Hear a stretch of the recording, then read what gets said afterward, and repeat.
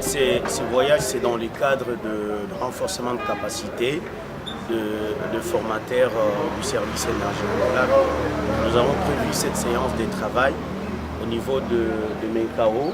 Eh bien, je crois que ça vaut la peine que nous puissions travailler dans ce sens. C'est une manière de concilier la théorie qu'on vient de voir pendant notre session de mise à niveau. Et là, nous allons à Menkao. C'est dans une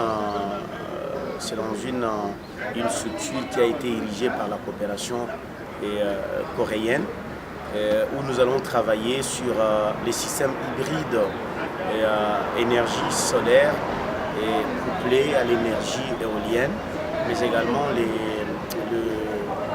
les systèmes à voile, c'est-à-dire des éoliens à voile.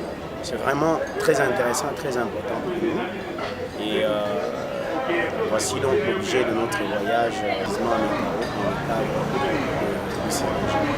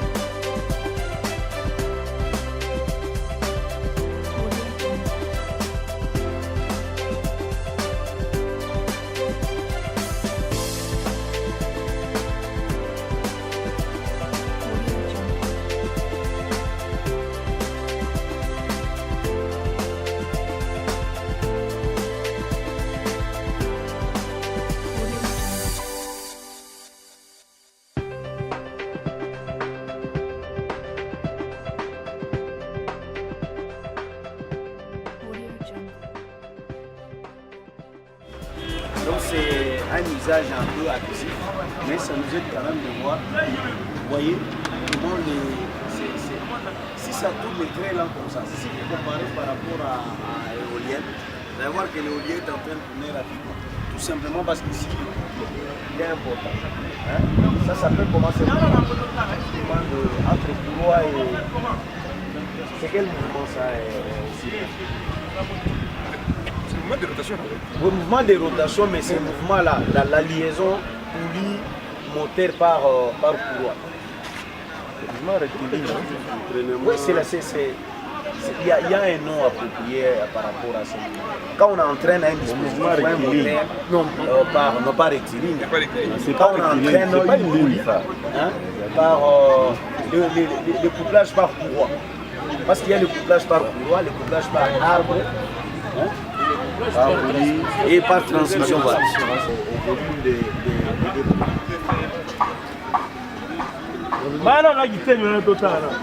Non, généralement c'est les 50%, c'est la moitié. Mais à cette vitesse, je ne pense pas que ça peut produire une chose. Bon, on va mesurer les notes. Ça tourne très lent parce que c'est un usage abusif. Si c'était ça, c'est vraiment c'est à utiliser pour le courant, le vent. Produit par l'eau. Je me suis dit, pendant la nuit, ça file pas mal. C'est vrai que votre histoire ici tourne, d'un moment à l'autre, il s'arrête. Il se fait encore redémarrer.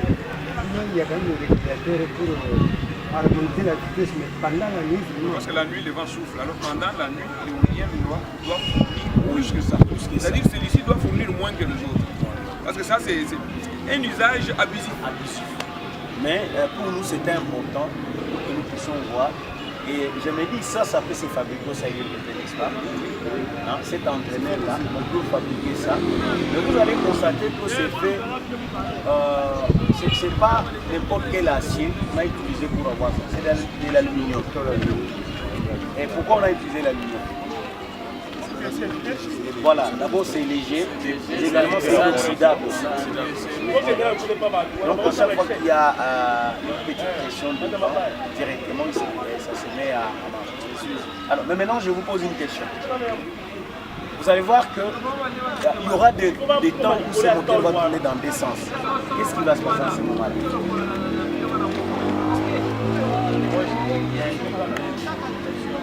Parce que si ça tourne dans ce sens-là, donc ça génère l'énergie qui est dans le. Et quand ça va faire dans le sens contraire, qu'est-ce qui va se passer? Dans le sens contraire, ça va changer.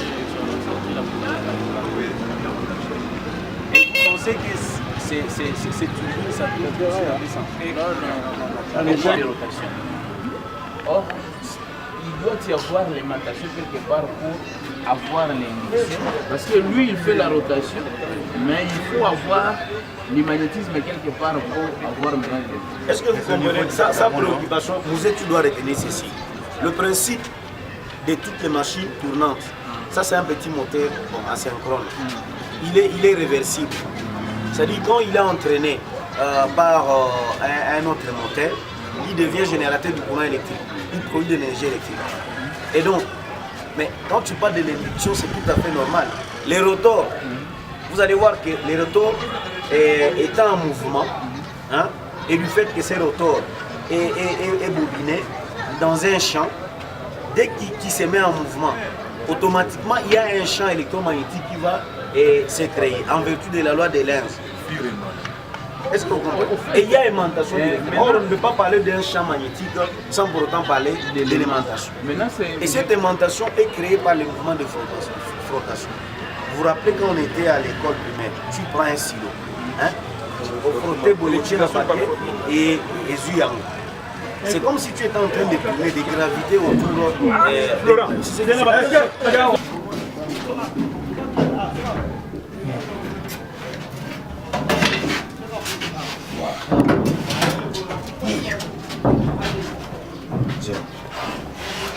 Alors produit tension DC ou AC. Merci beaucoup.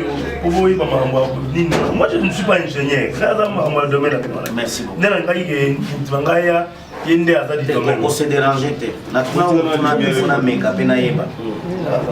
Voilà, qui peut... Alors généralement, vous allez voir que ces petits moteurs, c'est celui-ci, c'est son contrôleur.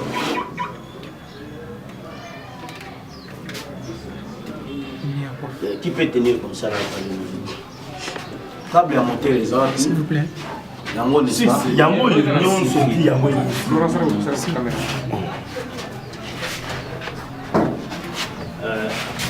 Token on a assez. Tiens, on a assez.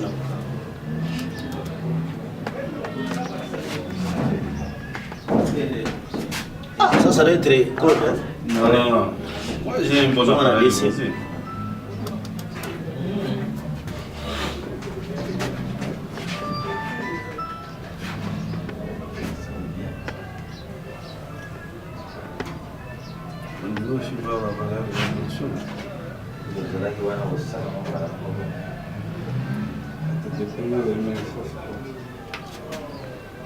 Est-ce que attention de batterie? Non, ici, ça c'est pour la batterie. Ça doit être alternatif. Il y a une restaurant.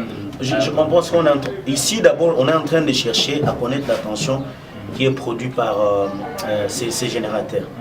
Alors, il y a beaucoup de chances qu'il ait il a été couplé sous forme d'un autotransformateur avec plusieurs sorties. Et le contrôleur maintenant, qu'est-ce qu'il est en train de faire? Lorsqu'il tourne à une vitesse faible, il produit une tension faible, mais il y a un système d'équilibrage de la tension ici, de sorte que les batteries reçoivent toujours la tension demandée de 24, dont les batteries sont couplées et en série parallèle. Donc c'est du 24. D'ailleurs, quand vous regardez ces anneaux, ça déjà ça fait 24, et celui-ci aussi ça fait 24. Donc ils ont c'est du série parallèle. Alors, en principe, en regardant seulement les couleurs, donc ici on doit avoir une certaine valeur. Ça ne donne pas? Claude, mais vous avez les yeux, j'espère que vous êtes en train de voir. Est-ce que d'abord il est en train de tourner? Ça c'est la question qu'il faudrait se poser. Je pense pas, je crois qu'il s'est regardé. Il tourne. Il tourne. Tiens mon alternative. Vas-y en alternative. cette petite vitesse, si la vitesse, si la vitesse est trop faible, il ne va pas aussi donner. Il est en train de produire, mais c'est une faible tension. Il ne produit pas. Parce que cette vitesse-là, il tourne, mais il faut savoir c'est à quelle vitesse. Parce qu'il a quand même un minimum et puis un maximum de vitesse pour pouvoir produire. Donc, en principe, si c'est nul. Mais ici, on va voir la tension de la batterie. Mais tu mets la tension de la batterie, le pince, tu restes en AC.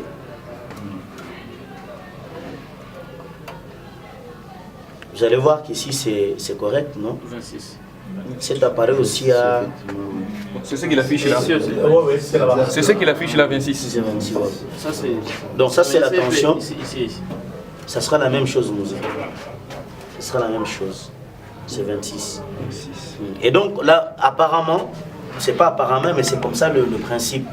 Il a un dispositif de contrôle et de gestion, mais ça dépend de la vitesse.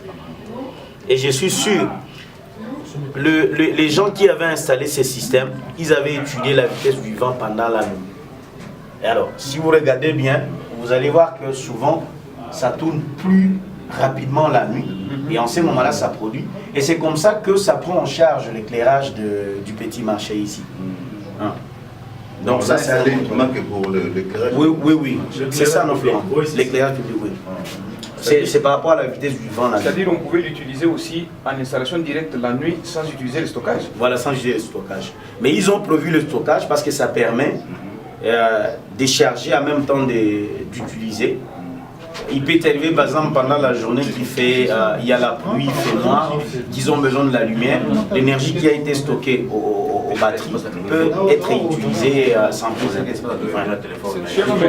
Avec son comportement là, parce que pendant la journée, il y a des moments comme maintenant, il ne libère presque rien. Oui.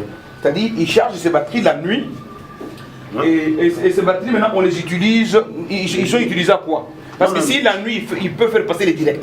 Oui. La nuit, quand il tourne à grande vitesse, il fait passer les directs. Et il charge aussi les batteries. Il charge aussi les batteries. Oui. Alors, ce qui fait que les batteries sont là juste comme accumulateurs de secours. Je vous donne un exemple pendant la journée. Il n'y a pas assez de vent. Mais il fait noir. Il y a la pluie, par exemple, il fait noir. Qu'ils ont besoin de la lumière. Lui ne tourne pas, mais ils peuvent utiliser quand même l'énergie stockée. Hein, voilà. Et comme les batteries sont couplées en série parallèle, donc ils ont 400 ampères au lieu de 800. Parce que les batteries sont couplées à série parallèle. Et les contrôleurs sont en train de jouer son rôle. Alors, il y a un élément important pendant que je suis en train de tester ici. Je vous pose une question. Si, en branchant ici, je me retrouve avec une tension de 24, quelle est la lecture que vous pouvez faire en tant qu'expert? Si je place mon appareil de mesure ici, en temps réel, et je me retrouve avec la tension de 26 volts, quelle est la lecture que vous pouvez faire? Attention, 24. Oui. Est-ce que vous comprenez la question? Oui. Ça, c'est notre primaire. Hein? Et si il arrivait que je mesure la tension ici, et que la tension d'ici est égale à la tension aux bornes des batteries, quelle lecture que je peux faire par rapport au comportement du contrôleur? Le contrôleur. Oui, parce qu'il joue presque le rôle d'un régulateur. Quelle est la lecture? Attends, Claude. Oui, la lecture est que le contrôleur là ne réagit pas bien, c'est-à-dire qu'il y a un retour. C'est comme ça que nous disons que les régulateurs renvoient la tension au niveau des panneaux solaires. Sylvain, quel est le dispositif qui est abîmé? Quelle est la pièce qui est abîmée dans ces cas? Il y a le quoi? La diode anti-retour ne fonctionne pas.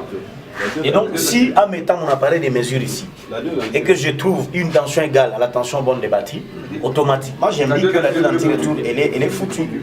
En ce moment-là, vous allez constater que lorsque le générateur ne produit pas l'énergie, alors, comme c'est la loi d'interaction universelle, il va se comporter en récepteur. Donc, ces batteries vont souffrir. Mais le comportement ici est normal, ça prouve que le contrôleur est en train de jouer son rôle parce que la tension secondaire ne monte pas au niveau primaire. Donc le courant passe que dans un seul sens.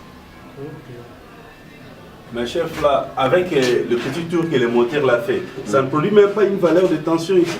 Ça produit. Alors, voilà, mais c'est par rapport à la charge, il y a un plafond. Il y a ce qu'on appelle le seuil minimal et le seuil maximal. Mais si vous êtes en dessous du seuil minimal, il ne va pas charger.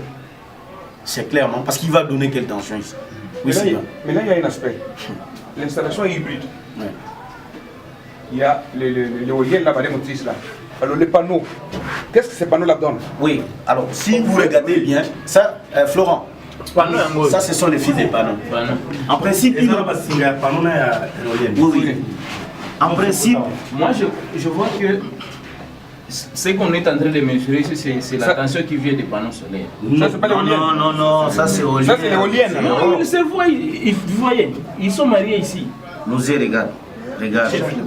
Regarde. Le câble ici, ça part où? Suis-moi ce câble ici. Ça va ici aux batteries. Alors oui ou non, l'éolien est branché sur ses batteries. Il est branché sur ses batteries. Voilà. Et la tension, quand tu dis que la tension qu'on est en train de mesurer, moi je voudrais qu'on termine ici. Vous allez voir qu'ils ont fait l'hybridité ici. Effectivement. Mais la question que nous devons nous poser, est-ce que l'hybridité c'est fait selon les règles des normes? Le principe de mise en parallèle, ici, c'est la logique binaire. Ça doit être soit c'est 1, soit c'est 0. Mais lorsqu'on regarde par exemple les deux générateurs qui sont en train de chuter vers le batterie, est-ce qu'on peut dire que soit c'est 1, soit c'est 0 qui est mise en...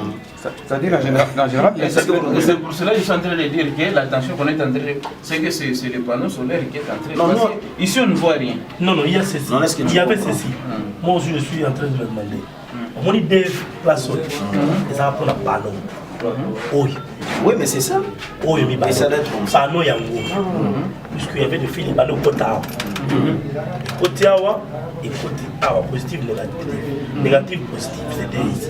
Mais tout ça, c'est pour. Alors, Florent, tu as raison. C'est ce que j'allais dire. Le contrôleur ici a été conçu pour être utilisé en système hybride. Il prend les panneaux et il prend l'éolien. Maintenant, c'est lui qui gère. Quand il voit que l'éolien est en train de tourner à une vitesse inférieure, il fait passer les panneaux. Mais maintenant, ce qui se passe ici, vous avez bypassé, c'est-à-dire quoi? Vous avez bypassé le... Vous avez utilisé... Hein? Regarde maintenant ce qu'ils ont fait. Donc, vous couplez ce code directement. Ah, ok. Tu vois, non? Vous avez maintenant couplé ça. Hein? Attends, le panneau... Voilà. Le panneau est là. Convertisseur sorti à batterie. Attends, vous mettez-moi là, dans ceci. Et puis sortir à batterie, ça va plus. Il y a un batterie.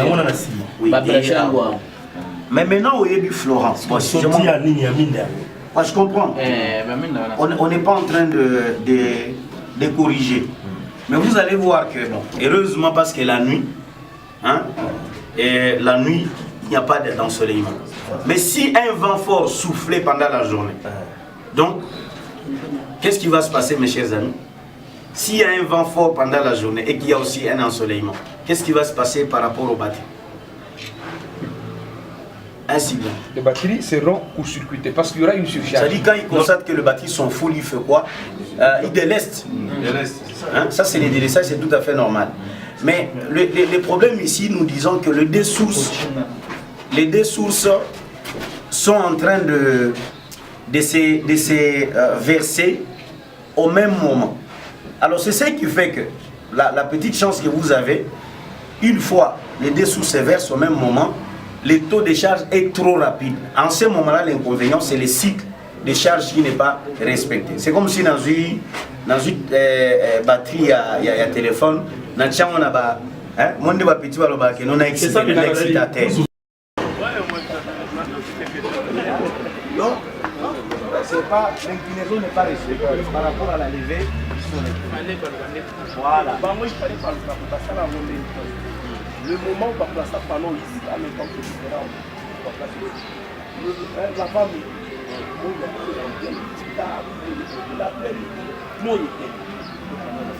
est out. Après, il dit au bout,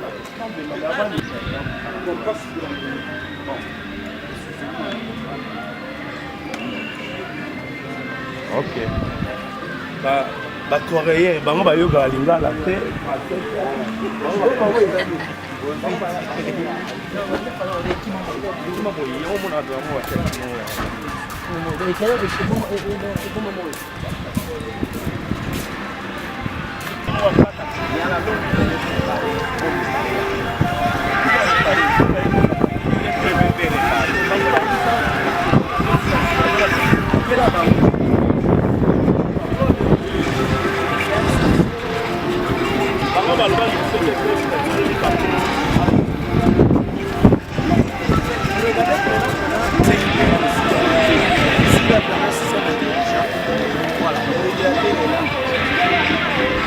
l'éolienne et panneau est où? Panneau est là. Et vous avez une seule sortie. Donc il est en train de gérer ici. C'est le même principe qui était là. Tu comprends? Ici, vous allez voir que c'est impossible que les deux fonctionnent. Regardez. Soyo et Peli. C'est le panneau qui est en train de décharger. Donc le système a constaté que la vitesse de l'éolienne par rapport la tension d'éolienne par rapport à la tension des panneaux, la tension des panneaux elle est normale. Et même quand on regarde, on va voir que l'ensoleillement est important. C'est pourquoi tu vas soit 0 soit c'est 1. Au hasard au Koufa, bien qu'à ça retourner, ouais payer. Mais ouais payer. Aux hommes on a bypassé. En ce moment-là, la bâtisse elle est hyper protégée. Mais kuna les deux s'animent à la fois. Ils ont repéré le comportement de kuna. Donc les deux ont repéré. Mais le pauvre relais là, il est en train de souffrir. Ceux qui battent attention, il y a un coup circuit entre les deux sources d'énergie. Ça ne va pas aller. Alors vous allez constater que pourquoi il s'allume automatiquement. Il a un interrupteur crépusculaire. Ce qui fait que lorsque le besoin de la lumière se fait sentir la nuit, directement, hein, il commande et puis ça s'allume. C'est ça, non? Voilà. Et la masse. Vous voulez ajouter le RS8?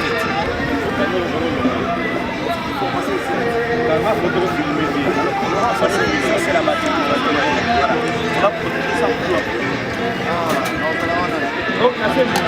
non, la caisse,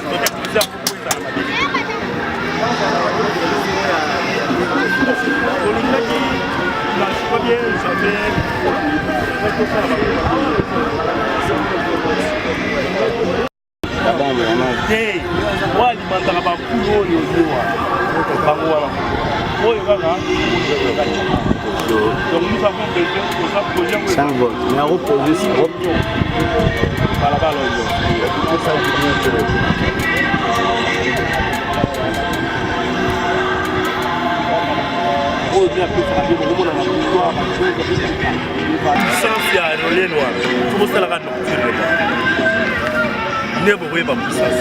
c'est normal. Il donne 13. Si c'est normal, ça c'est la tension bonne de la batterie. Et ça c'est la tension bonne du panneau.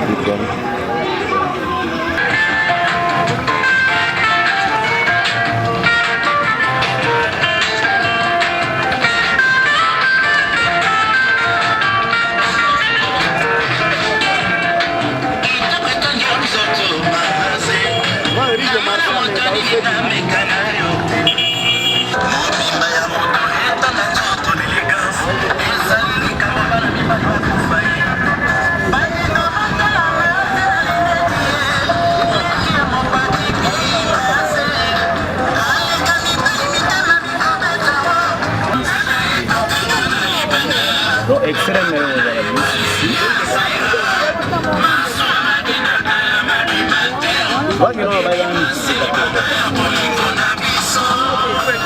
Le panneau se passe combien?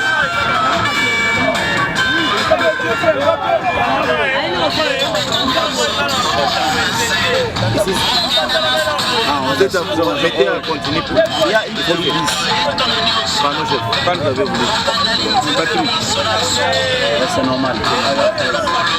Non, c'est le panneau qui est en train de passer maintenant. C'est le panneau qui passe.